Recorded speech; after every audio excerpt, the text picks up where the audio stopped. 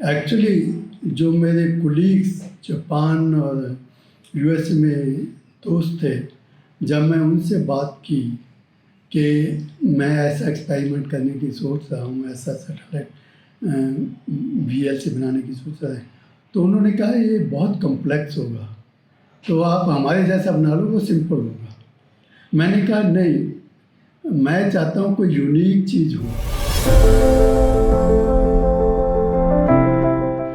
मतलब वही जो चीज़ आप कर रहे हो वही करूँगा, तो मेरे को I will be just following you. 1 0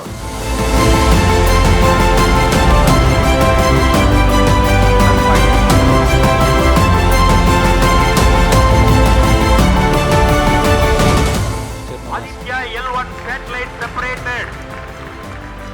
इसकी पुष्टि कर दी गई है।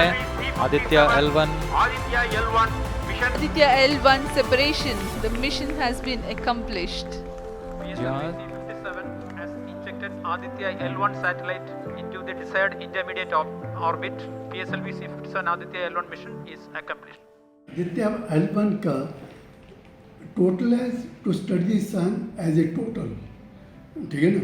जनरली क्या हुआ है कि जितने भी पेलोड गए हैं वो एक स्पेसिफिक टारगेट मिशन के लिए गए हैं। तो हमने 7 पेलोड बनाए हैं ताकि हम चंद्रमा की सूर्य की हर चीज़ को स्टडी कर सकें, सूर्य को भी स्टडी कर सकें, उसका आउटर एटमॉस्फेयर भी स्टडी कर सकें, जहाँ उसकी चार्ज पार्टिकल निकल के आती हैं उनको भी स्टडी कर सकें। उसके 7 पेलोड हैं।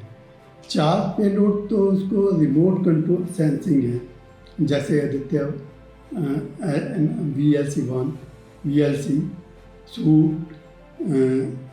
दूसरे पेलोड जो हैं सॉफ्ट, हार्ड एक्सेस, और बाकी जो 3 पेलोड हैं वो इंस्टीट्यू है। वो एक्चुअली प्लाज्मा का सैंपल लेंगे और प्लाज्मा के सैंपल को एनालाइज करेंगे कि उनमें कैसे चार्ज पार्टिकल्स हैं, मैग्नेटिक फील्ड स्टडी करेंगे। मैग्नेटिक फील्ड स्टडी अभी तक नहीं हुई है। और VLC का भी जो एक एम है विजिबल इमिशन लाइन बनाने का, study the magnetic field of the coronal magnetic field है जो बहुत वीक है, मच वीक है। तो वो वीक को स्टडी करने के लिए हमें इंस्ट्रूमेंट बनाने चाहिए जो कि स्टेट ऑफ आर्ट होने चाहिए। तो हमने ऐसा अटैम्प्ट कर रहे हैं कि हम मैग्नेटिक फील्ड स्टडी कर सकें, which is very important to study this solar thermal. Actually जो मेरे कुलीग्स जापान और यूएस में दोस्त थे, जब मैं उनसे बात की कि मैं ऐसा एक्सपेरिमेंट करने की सोच रहा हूँ, ऐसा सैटेलाइट VLC बनाने की सोच रहा है, तो उन्होंने कहा ये बहुत कॉम्प्लेक्स होगा, तो आप हमारे जैसा बना लो, वो सिंपल होगा। मैंने कहा नहीं, मैं चाहता हूँ कोई यूनिक चीज़ हो। मतलब वही जो चीज़ आप कर रहे हो वही करूँगा, तो मेरे को I will be just following you. तो मैं जो आप कर रहे हो वो नहीं करना चाहता, समथिंग नहीं। तो ये जो पेलोड है बहुत ही कॉम्प्लेक्स है। तो we are first time doing emission line spectroscopy in 3 lines simultaneously. दूसरे लोग करते हैं, एक लाइन में कर दिया, फिर दूसरी लाइन में कर दिया, फिर तीसरी लाइन में कर दिया, तो उससे एट द सेम टाइम हमें डाटा नहीं मिल पाता। तो हम इसको साइमल्टेनियसली करेंगे, ये एडवांटेज है। ये लैग्रेंजियन पॉइंट बोलते हैं, जो L1 है, वहाँ धरती और सूर्य की ग्रेविटी बराबर हो जाते हैं, तो ग्रेविटी 0 हो जाती है, कैंसिल हो जाती है, तो 0 हो जाती है, तो उसको हेलो ऑर्बिट बोलते हैं।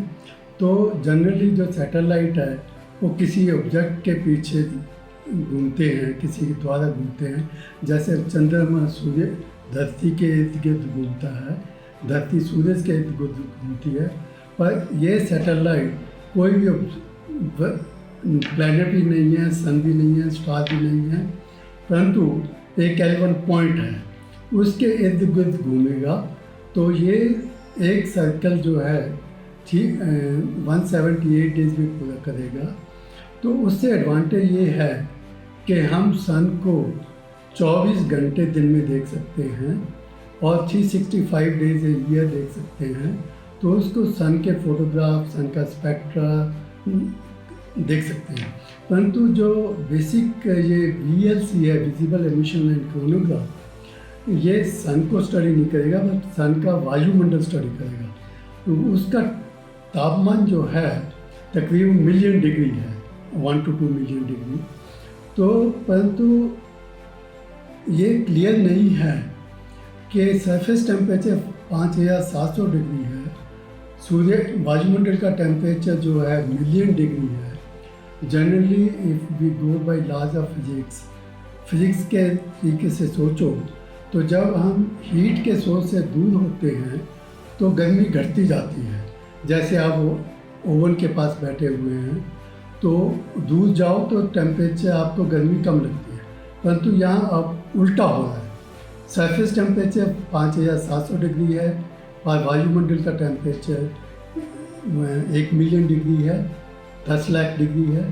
तो ये कैसे होता है? साइंटिस्ट अभी भी इस दुविधा में है, ये कैसे होता है, क्योंकि हमें पता है कि जनरली साइंटिस्ट उन्होंने एक्सेप्ट कर लिया है कि मैग्नेटिक फील्ड जो है वो हीट एनर्जी में कन्वर्ट होता है। तो वो एनर्जी जो होती है डिपॉजिट जो होती है प्लाज्मा को हीट करता है, परंतु एग्जैक्ट प्रोसेस क्या होती है उसके बारे में हमें अभी नहीं पता है। कैसे बनता है, डिफरेंट मॉडल्स हैं, परंतु जितने भी ऑब्जर्वेशंस होते हैं वो ऑब्जर्वेशंस सेटिस्फाई नहीं होते। तो जैसे हमने नोरिकुलर क्रोनोग्राफ यूज़ करते हुए जापान में ऑब्जर्वेशन ली, आउटर एटमॉस्फेयर स्टडी किया, तो हमें पता चला कि बहुत ही कम्प्लेक्स स्ट्रक्चर्स हैं, बहुत ही कम्प्लेक्स वेरिएशंस हैं। तो जो एक्लिप्स के दौरान हम करते हैं, एक्लिप्स कुछ मिनट के लिए रहता है, तो वो 4 या 5 मैक्सिमम 7 मिनट के लिए ऑब्जर्व कर सकते हैं। एंड जो क्रोनोग्राफ है बेस्ट सीइंग जहाँ very high altitude 11,000 feet 12,000 feet पर आप जाते हैं तो आपको स्काई ज़्यादा ब्लू दिखता है, तो वहाँ आप इंस्ट्रूमेंट लगाते हैं, वहाँ भी ऑब्जर्वेशन ज़्यादा नहीं मिल पाते। तो इस चक्कर में हमने सोचा कि जो स्पेस क्रोनोग्राफ से ऑब्जर्व करें that will be the best. तो इसीलिए हमने प्रपोज किया 2006 में। जनरली हुआ था क्या, हमने 10 एक्सपीडिशंस की, तो उन दौरान हमें सफलता मिली, उनका एक्सपीरियंस और फिर जो क्रोनोग्राफ की ऑब्जर्वेशंस ली हमने उनका एक्सपीरियंस, उन सब को मिला के हमें पता चला कि हमें स्पेस में जाना चाहिए अगर हमें कंटिन्यूस ऑब्जर्वेशन चाहते हैं, अगर हम सोल्यूशन चाहते हैं, हम स्टडी करना चाहते हैं कि तापमान मिलियन डिग्री क्यों पहुंचता है और इतनी कॉम्प्लेक्स स्ट्रक्चर क्यों है कोरोना की। तो कोरोना की डिफरेंट एमिशन लाइंस हैं, जैसे iron 13 line, iron 14 line, iron 11 line. तो वो जो लाइंस हैं तो उनका मतलब है कि बहुत ज़्यादा टेम्परेचर होने की वजह से वो आयनाइज्ड प्लाज्मा है, न्यूट्रल प्लाज्मा नहीं है, सारा प्लाज्मा है। तो एक आइटम से मतलब 13 इलेक्ट्रॉन्स एजेक्ट हो चुके हैं बिकॉज ऑफ हाई टेम्परेचर। तो उसके बाद उसको आयरन 14 लाइन मिलती है जो 5300 एंगस्ट्रॉम पर होती है। तो उससे हम डिफरेंट टेम्परेचर प्लाज्मा स्टडी करते हैं। जैसे हमने 3 एमिशन लाइन चूज की है। तो best advantage is this is ये सब कुछ हम पहली बार कर रहे हैं। जो दूसरे सैटेलाइट्स हैं, दूसरे एक्सपेरिमेंट्स किए हैं, यूएसए ने किए हैं, यूके ने किए हैं, यूरोप ने किए हैं, वो स्पेक्ट्रोस्कोपी जो करते हैं लो रेजोल्यूशन करते हैं। Low resolution means in the ultraviolet range, soft x ray range, hard x ray.